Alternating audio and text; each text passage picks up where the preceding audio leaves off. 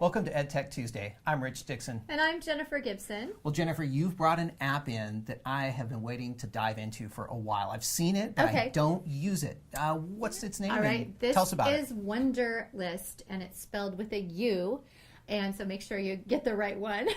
And basically, it's an app that's free. Now, I will state that there are some in-app purchases, but it is free, and it allows you to organize and create lists and also collaborate with others on to-dos. So I see a lot of potential for teachers with this one. And in this episode, we're taking a look at version 2.3.2. So why don't we go ahead and start that? Okay, and just real quick, why don't we go over the pro fees, and that's what the in-app purchases are. For a year subscription to make this a pro version, it's $49.99.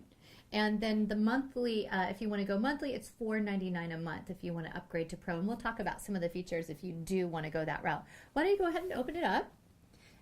It is the same title on there. And you can see I've already set a few things up here. So in my inbox, you're going to see right now that I have a list that I already began.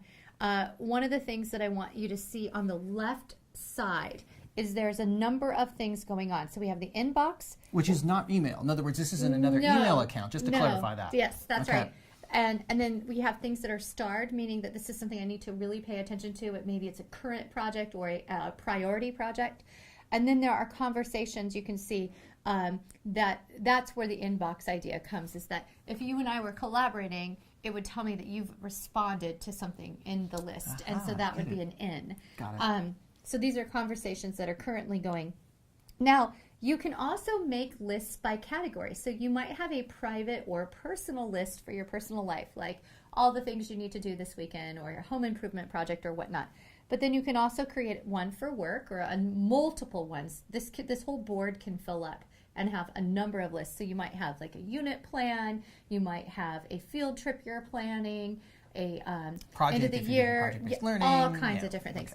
Then there's shopping, things that you might need to pick up, either for school or personal. Here's an example, movies to watch, a wish list. And then you can see here that you can add a list. You can put in your own topic. And so it really has a number of great uses there. But let's go back to the top. You know, Rich, what I'd like you to do is to look at the gear. Let's look at some of the settings. It's a little hard to find the gear, but it's in that area. I'm on the free account right now. And it asks here if I want to become a pro, and that's where I would agree to sign up if I wanted to. As a pro, what it does is it allows me to collaborate. When I do the free version, it's only for me. If I want to collaborate, let's say Rich and I are working on projects, that might be worth the $4.99 a month, because what we can do is we can share the task between each other and assign each other tasks and put priorities and deadlines and communicate. And even more, if we were going to have a number of people on our team planning projects, that might be where the pro is very valuable.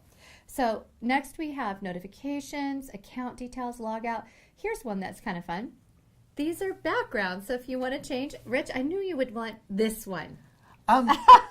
Can't hug every cat, but we'll try with this one. Well, and then there's your typical backgrounds that you can do, and you can see what it might look like with one of these backgrounds. I'm just going to go ahead and pick, a nice, oh yeah, like that one. We'll go ahead and pick something fun like that, and go ahead.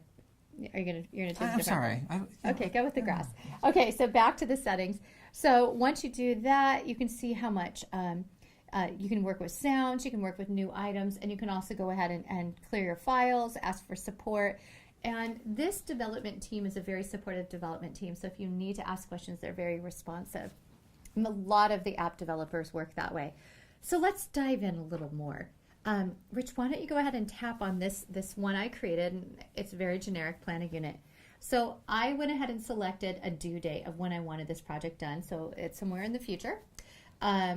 I also have a reminder set for tomorrow that I want to do a particular task in this particular plan. I can add a subtask. Now, you only get to add one for the free version, and then it's you get to add a lot more when you go pro. You can give notes, and then notice this. I went ahead and linked a video file to this. Or I could do a document. Or there's a number of different things that you can do. And this just takes, look who it is. Wait a second. So it's a video. Yeah, so this is a video file. So we can go ahead and go back to done. And then I wrote in who wants to help. Now, right now, again, I'm not on the pro, so that would just be talking to myself. Sure. So, but it's a great example. But if you were were working with me, then it would be there. Now, one of the nice things is I can email this list to someone that I want to work with. So here it says, this is what's needed. I can say, I need some help. I send it out, and then they have that information. So that's there. And if I had multiple of these to-do lists, I could sort A to Z and then have it come up that way. Well, Jennifer, one of the things that's coming to my mind now is, do you think that this possibly could replace the old style paper planner for your school year? Well, I think it could. Maybe a stretch, I know, but what do you think? It might be a stretch, but I think if you were really looking at big picture and big vision and not maybe the day-to-day, it would be a great way to think about things like that. If you had, 10 units of study that you were going to go over in a year, this certainly could be that. Like you could have math over here and then have it broken out by those units. Well, another question that comes to my mind is, I know that it takes a lot of energy. I remember the amount of prep it takes to get ready for a new school year. If I were to map all of that out, would that information, even if it's past a due date, would that information still be here so I have that checklist the following year when I'm trying to get ready? Yeah, I think that would be another great way to think about it. The one thing is this does have a feature, so when you're done, it says it's completed. So, you just want to watch out for that. So we'd want to make sure that those are not checked so that those still are easily accessible for next time. Right. So there's a lot of things that you can do with this. I think being a teacher and just having lifestyle things, this could really help you manage both your business, being school, your school time, your after school time, and your home time. And I think that's why this app would be useful to a teacher as well. And another thing I want to point out is what Jennifer's done is she's brought an app that wasn't necessarily specifically designed for the K-12 environment for classroom teachers, but what she's done is she has captured something that could work really well within that environment and gone ahead and made modifications in a sense to how she approaches it so that it fits the needs of a classroom teacher. Well, so I'm always looking for things like that. And so this is Wunderlist.